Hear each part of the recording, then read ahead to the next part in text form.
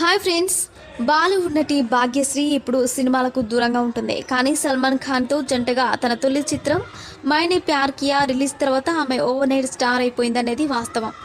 అభిమానులకు ఆమె acting skills, simplicity ఎంతగా నచ్చాయో సల్మాన్ ఖాన్తో ఆమె ఆన్ స్క్రీన్ కెమిస్ట్రీ వారికి అంతకంటే బాగా నచ్చింది. అయితే ఈ కెమిస్ట్రీని అభిమానులు ఇష్టపడవచ్చు, కానీ దీనివల్లే గతంలో ఆమె బాధపడాల్సి వచ్చింది. అంతేకాదు, భాగ్యశ్రీ తన మొదటి బిడ్డకు జన్మనిచ్చిన తర్వాత సల్మాన్తో ఎఫైర్ కలిగి ఉన్నట్లు ఆరోపణలు స్ప్రెడ్ అయ్యాయని తాజా ఇంటర్వ్యూలో వెల్లడించింది. మైనే ప్యార్ కియా మూవీ సక్సెస్ తర్వాత సల్మాన్, భాగ్యశ్రీ ఎఫైర్ గురించి అనేక కథనాలు వెలువడ్డాయి.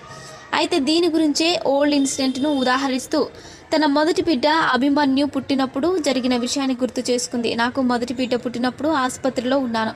ఒక రిపోర్ట్లో బొకేతో వచ్చి నన్ను కలవాలని రూమ్ బయట నిలబడిన నా భర్త సోదరిని అడిగింది. ఆమెను లోపలికి అనుమతించిన తర్వాత నా భర్త వైపు చూసి